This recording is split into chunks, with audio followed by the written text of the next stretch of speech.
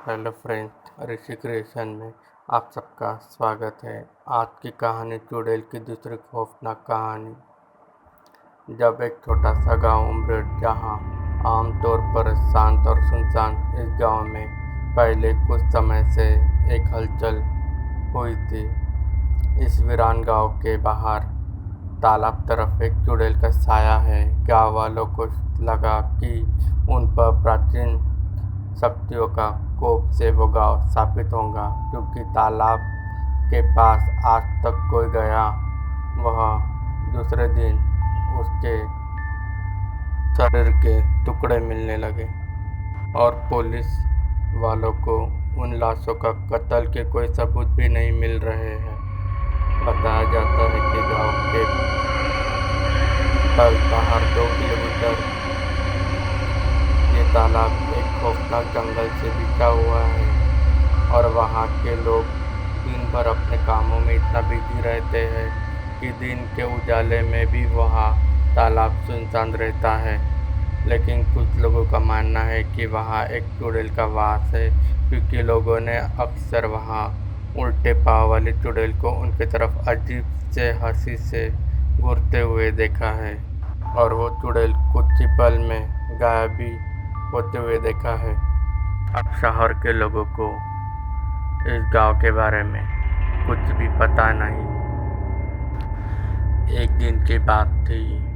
रमेश अपने चारों दोस्तों के साथ अपने बचपन की यादें ताज़ा करने उमरेड गांव की तरफ निकल चुके। उन्होंने उमरेड से ही ग्रेजुएशन करके पुणे में बड़े बड़े कंपनी में जॉब करने लगे।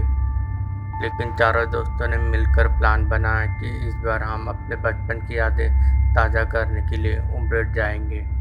लेकिन उन चारों में से एक दोस्त मुकेश, जो रमेश का पुणे में ही उसका दोस्त बन चुका था, उसे रमेश के गांव देखने का बड़ा शौक था, इसलिए वो रमेश के साथ उसके गांव आ चुका था।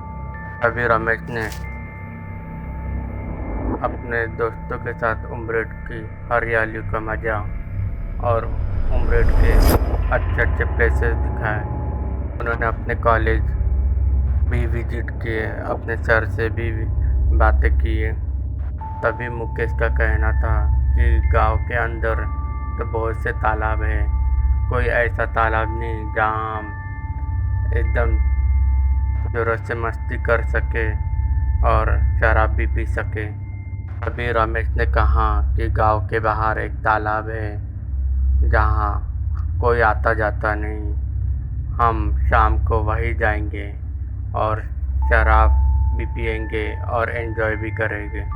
तभी उस गांव के एक आदमी ने उनकी बात सुनी और कहा कि रमेश भाई, आप वो तालाब में मत जाइए, वहाँ पे कई मौत हो चुकी है, कुछ चोरी लूटपाट भी हो चुकी है, किसी की गाड़ी की बैटरी भी चोरी हो चुकी है, किसी की कटी हुई लाश भी मिल चुकी है, आप उस तालाब में मत जाइए। फिर रमेश ने कहा कि हम 4 लोग हैं, भले हमें कौन मार सकता है, हमारी चिंता छोड़िए।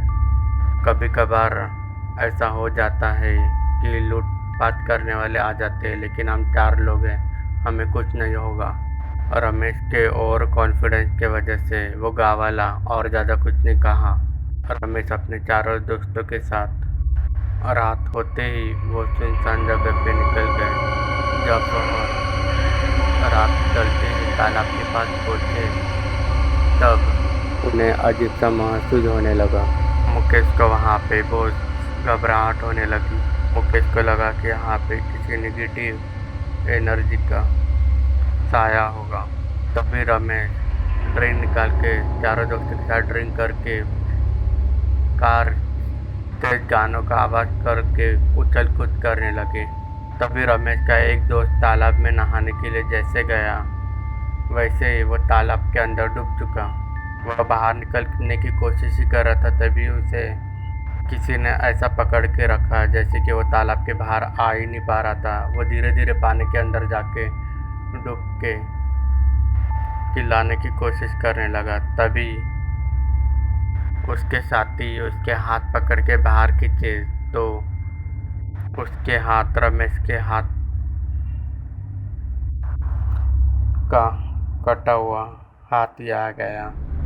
वो सब डर गए, डर के मारे चिल्लाने लगे, लेकिन इस सुनसान जंगल में कौन उनकी आवाज़ सुनेगा। तभी रमेश को पीछे से कुछ एहसास होने लगा, जैसे कि पीछे कोई खड़ा है। जैसे ही रमेश ने पीछे देखा, तभी खून से लथपथ एक चुड़ैल दोनों को गुस्साए नज़र से देखने लगी। तभी उस चुड़ैल ने रमेश के दूसरे दोस्त को चीड़ फाड़ के नोचने लगी। उसका दोस्त चिल्लाने लगा, लेकिन रमेश इतना डर गया कि उसे समझ में नहीं आ रहा कि इससे बचाए कि भागे। रमेश और मुकेश भागने लगे। तभी वो चुड़ैल उन दोनों के सामने आके खड़ी हो गई। वो दोनों डर गए। रमेश कहने लगा, मैं बाल बच्चों वाला आदमी हूँ, मुझे छोड़ दो। लेकिन वो चुड़ैल रमेश की तरफ इतना गुस्साए नज़र से देख रही थी और कह रही थी कि वह चुड़ैल कहने लगी कि आज के 10 साल पहले तुमने अपने दोस्तों के साथ मुझे कॉलेज से उठा के इसी तालाब में लाके तुम और तुम्हारे दोस्तों ने मेरा रेप किया था। मैं तुम लोगों को हाथ जोड़ जोड़ के भीख मांग रही थी कि मुझे छोड़ दो, लेकिन तुमने मेरी एक भी नहीं सुनी और तुम लोगों ने मेरे सर पर भारी पत्थर पटक पटक के मुझे मार दिया। मेरा क्या कसूर था जो तुमने मेरा रेप करके मेरी हत्या कर दी। जब तुम मुझे नहीं छोड़ पाए तो मैं तुम्हें क्यों छोड़ूं। रमेश उससे माफ़ी मांगने लगा, लेकिन उस चुड़ैल ने रमेश का पैर खींच खींच के तालाब के अंदर लेके गई और रमेश की चमड़ी काल उधेड़ उधेड़ के रमेश को मौत के घाट उतार दी। तभी वहाँ खड़ा मुकेश ये सब देखता ही रहा। मुकेश समझ गया था कि रमेश और उसके साथी ने लड़की का रेप करके उसे मार दिया है। उस लड़की का बदला अभी पूरा हो चुका है।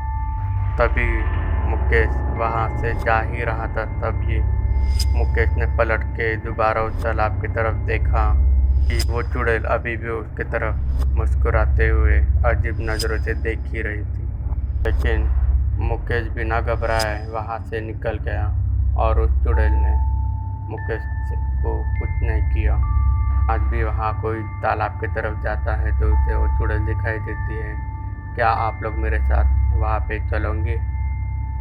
कमेंट सेक्शन में ज़रूर बताएं। लाइक और सब्सक्राइब ज़रूर करें। जय श्री राम।